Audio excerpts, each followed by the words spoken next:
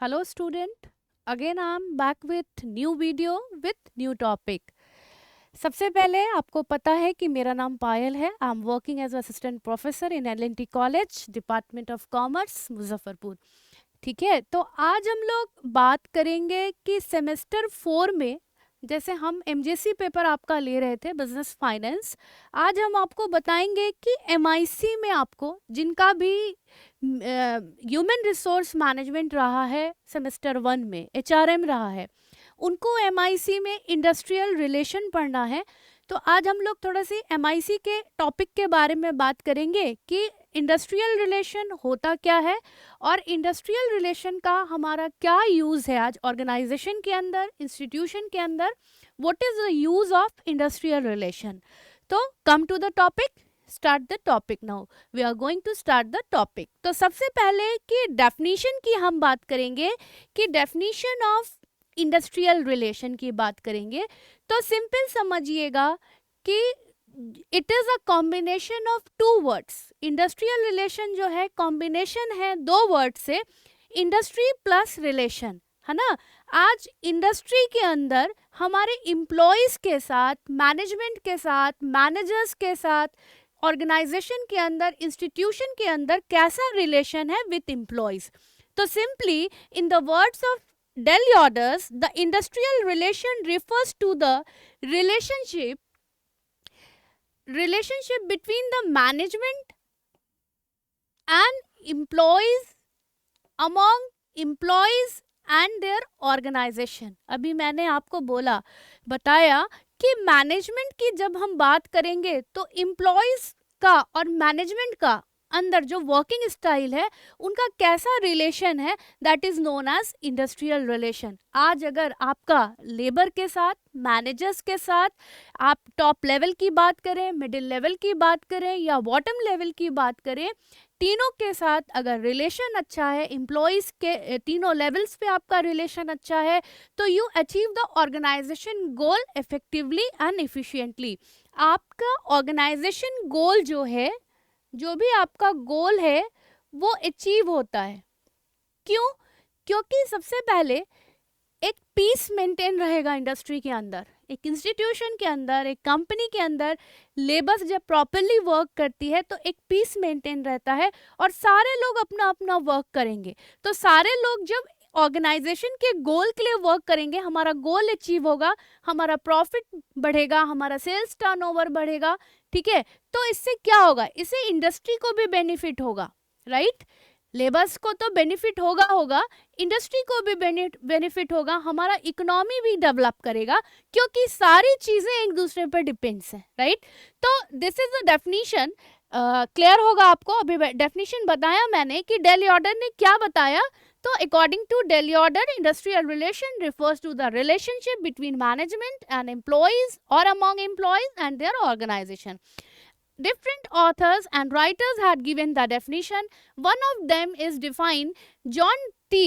Dunlop. Industrial relation refers to the complexity of interrelationship between workers, managers and the state.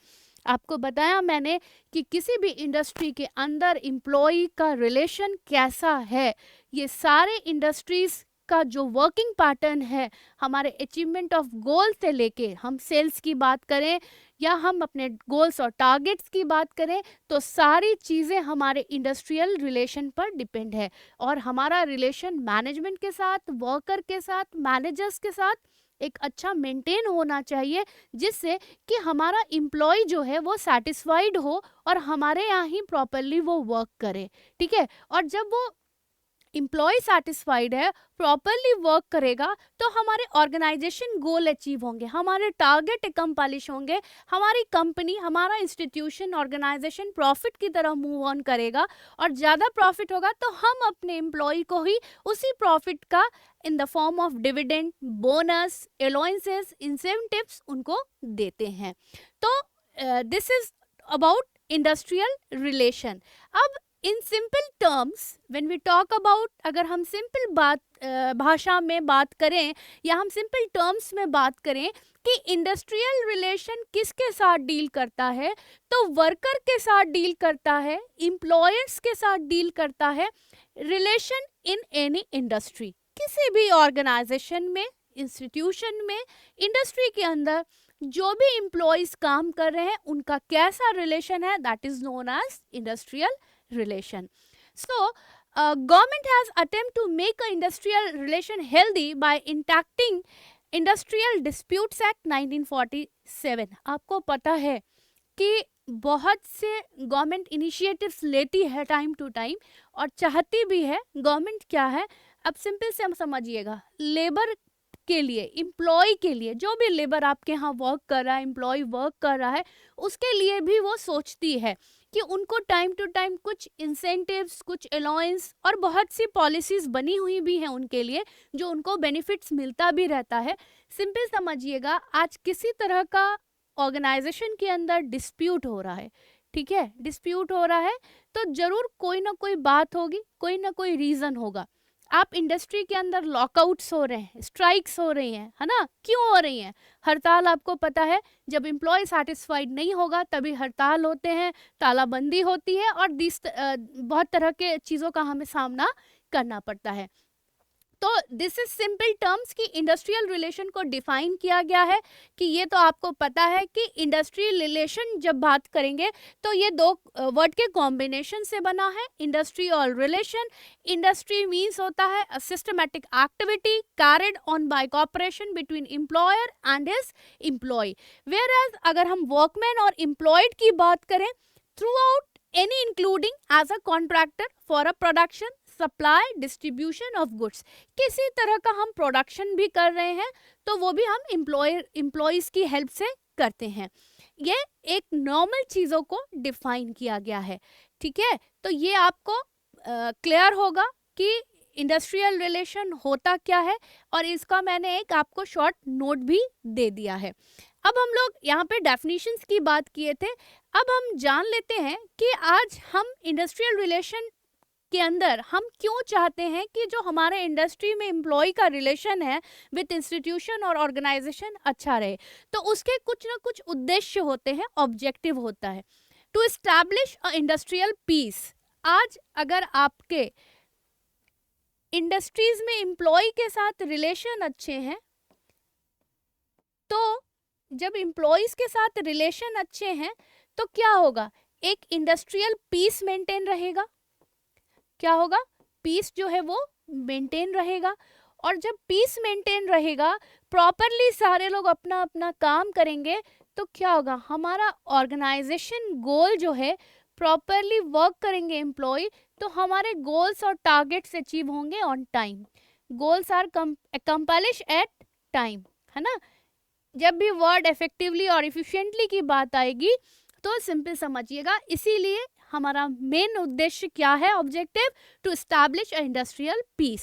Second है to prevent a industrial disputes. किसी तरह के लड़ाई झगड़े, misunderstanding, किसी भी तरह का डिस्प्यूट्स है, इंडस्ट्रियल रिलेशन अगर मैनेजर्स के साथ, आपका हायर अथॉरिटीज़ के साथ रिलेशन अच्छे हैं, तो इन चीज़ों को भी एक इंडस्ट्रियल रिलेशन क्या करता है, कंट्रोल करता है. डिस्प्यूट्स को क्या करता है, कंट्रोल करता है. To increase the production capacity. आपके इंडस्ट्रीज के अंदर एम्प्लॉयज़ के साथ बहुत अच्छे रिलेशन है और all departments are work together. सारे डिपार्टमेंट्स जब सब अपना अपना काम करेंगे तो हमारे गोल्स अचीव होंगे, हमारे टारगेट अकम्प्लिश होंगे और हमारे प्रोडक्शन कैपेसिटी भी इंक्रीज करेगी. It also protect the interest of worker and management. आज आपके सारे जो भी आपके एक्सपेक्टेशंस हैं, आपको एक सैलरी, वेजेस जो भी मिलता है, आप वर्क करते हो तो यू आर गेटिंग सैलरी और wages is there from the organisation और institution where you work. But when we talk about interest of workers and management, तो आप कहीं भी जब आप सेटिस्फाइड हो, वर्क कर रहे हो, तो आप इस सेटिस्फेक्शन से वहाँ पर सरवाइव करना चाहते हो और अपने वर्क जहाँ भी आप काम कर रहे हो वहाँ आप कंटिन्यू करना चाहते हो, है ना. तो जब भी आप कंटिन्यू की बात आएगी तो आपका इंटरेस्ट है तभी आप कंटिन्यू कर रहे हो, आपको वहाँ पे कोई भी तरह की प्रॉब्लम्स का सामना नहीं करना पड़ रहा है, ठीक है. वैसे ही it reduces strikes and lockouts की बात की थी. अगर हमारा रिलेशन अच्छा है तो लॉकआउट की स्थिति नहीं बनती है, किसी भी तरह के स्ट्राइक्स की भी स्थिति नहीं बनती है। जहाँ पर हमारा एम्प्लॉय सेटिस्फाइड नहीं है वहीं पर स्ट्राइक्स और लॉकआउट की स्थिति बनती है। उसके बाद है to protect the economic and social interest of the workers. कहीं ना कहीं हमारे इकोनॉमिक और सोशल इंटरेस्ट के वर्कर को भी ये प्रोटेक्ट करता है। ठीक है, कैसे? ये आर्थिक, इकोनॉमिक आपको पता है कि आर्थिक स्थिति को डिनोट करता है, और सोशल यानी समाज। सिंपल समझिएगा, जब आपके एक्सपेक्टेशंस पूरे होंगे, आपकी जो भी नीड है वो पूरी होगी, तो आपके स्टैंडर्ड ऑफ लिविंग में भी डिफरेंसेस आएगा, है ना। आप मान लीजिए कि टेक एन एग्जाम्पल कि आप गांव में रहते थे और आप कहीं वर्क करते हैं, तो आपकी जब आपकी इनकम बढ़ेगी तो आपके स्टैंडर्ड ऑफ लिविंग में भी फर्क आएगा, तो बहुत सी चीज़ों में डेवलपमेंट होगा और आप अदर सोशल इंटरेस्ट से भी पार्टिसिपेट करोगे, यानी अदर सोशल एक्टिविटी में भी पार्टिसिपेट करोगे। So it also help us to protect the economic and social interest of the workers. ये क्लियर होगा आपको कि ऑब्जेक्टिव की हमने बात की, तो ऑब्जेक्टिव क्या होता है और इंडस्ट्रियल रिलेशन क्या है। आज अगर हम इंडस्ट्रियल रिलेशन की बात करें तो it simple means art of living together for the purpose of production, और in other words the field of industrial relation include the study of worker and their trade, union management, employer association and state institution concerned with the regulation of employment. आपको ये बताया मैंने कि simple समझिएगा, अगर simple language में समझना है कि इंडस्ट्रियल रिलेशन होता क्या है, तो living together in any organisation और इंस्टीट्यूशन। जब आप मिलजुल के किसी भी फॉर्म में काम करते हैं, एक अच्छा माहौल क्रिएट किए रहते हैं, तो क्या होता है, आपका ऑर्गेनाइजेशन गोल अचीव होता है। और इफेक्टिवली और इफिशिएंटली वर्ड इसलिए यूज होता है कि ऑन टाइम और एट कॉस्ट की बात होती है। तो ये क्लियर होगा कि इंडस्ट्रियल रिलेशन क्या होता है, इसके ऑब्जेक्टिव्स क्या हैं, and what is the definition and objective of industrial relation.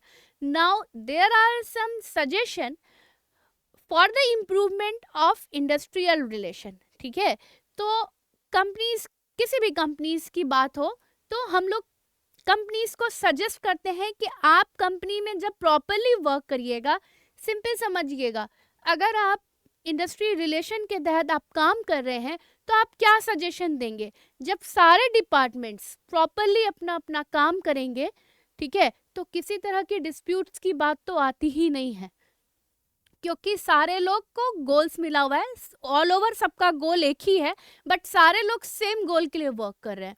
तो सबसे फर्स्ट पॉइंट क्या है हमारा, देख लेते हैं। Trade union should be strength democratically so that they can be a portent part of the industrial relation.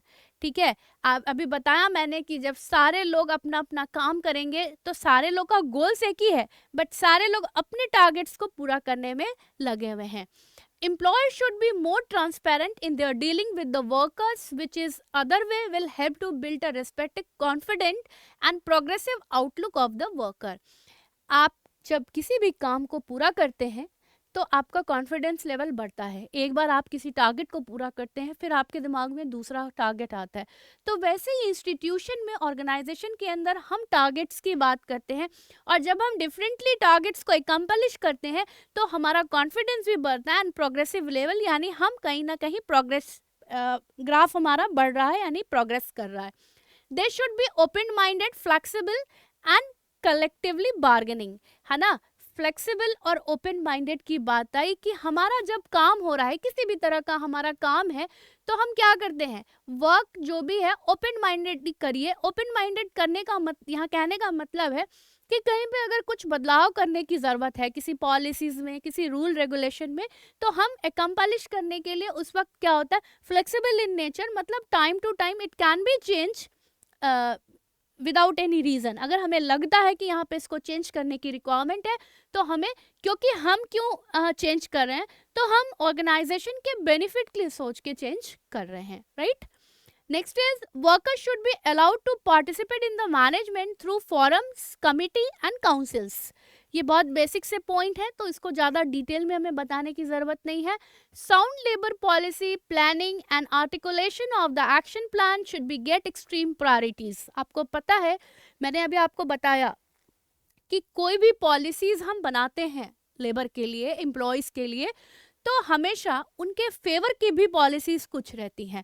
तो जो भी लाइक इंसेंटिव्स दे रहे हैं हम अपने लेबर को, अलाउंसेस दे रहे हैं, किसी भी तरह के जो भी बेनिफिट्स दे रहे हैं, वो हमारे टाइम टू टाइम अपने एम्प्लॉयज़ को प्रायोरिटी देते हुए उस पर हमको काम करना चाहिए. Proper leadership communication are the essential requirement of good industrial relation. आज अगर प्रॉपर लीडरशिप है, आज जो भी ट्रेड यूनियन की बात होगी या लेबर एम्प्लॉयज़ की बात होगी, तो number of peoples are there working together, है ना. बहुत से लोग एक साथ काम करते हैं, जिसको हम ट्रेड यूनियन के नाम से जानते हैं. तो यूनियन में एक लीडर होगा जो सारी एक्टिविटीज़ पे लीड करता होगा और सारे लोगों को चलाता होगा. तो proper leadership and communication are the essential requirement of good industrial relation. एक प्रॉपर कम्युनिकेशन होना चाहिए, जिससे कि हमारे एम्प्लॉयज़ के बीच में किसी भी तरह की मिसअंडरस्टैंडिंग ना हो, और अगर मिसअंडरस्टैंडिंग नहीं होगी तो दे विल वर्क प्रॉपरली, वो प्रॉपरली काम कर पाएंगे और जो भी उनके गोल्स टारगेट्स हैं वो अचीव हो पाएंगे on time. Next is enforcement of discipline is another prerequisites of good industrial relation. आपको पता है कि किसी भी फॉर्म के अंदर, इंस्टीट्यूशन के अंदर, एक ऑर्गेनाइजेशन के अंदर डिसिप्लिन मेंटेन होना बहुत ज़रूरी है. डिसिप्लिन मेंटेन होने से क्या होता है, हमारे जो सारे वर्क हैं वो ऑन टाइम में कंप्लीट होते हैं, पूरे होते हैं, कंप्लीट होते हैं. तो हमारे जो गोल्स हैं वो हमें अचीव करने में थोड़ा ईजी हो जाता है ना. चीज़ें हमारे लिए इजी हो जाती हैं. ट्रेड यूनियन आपको अभी बताया मैंने, वर्ड आ गया trade union. Activity should be controlled by the workers. आपस में जब लोग मिलजुल कर काम करते हैं, प्रॉपर कोऑर्डिनेशन है, और एक ट्रेड यूनियन में किसी भी तरह का आपसी एम्प्लॉयज़ के बीच में किसी भी तरह का डिस्प्यूट्स नहीं है, तो हमारे ऑर्गेनाइजेशन गोल्स जो हैं वो टाइम पर अचीव हो पाते हैं. तो आज के लिए बच्चों इतना ही.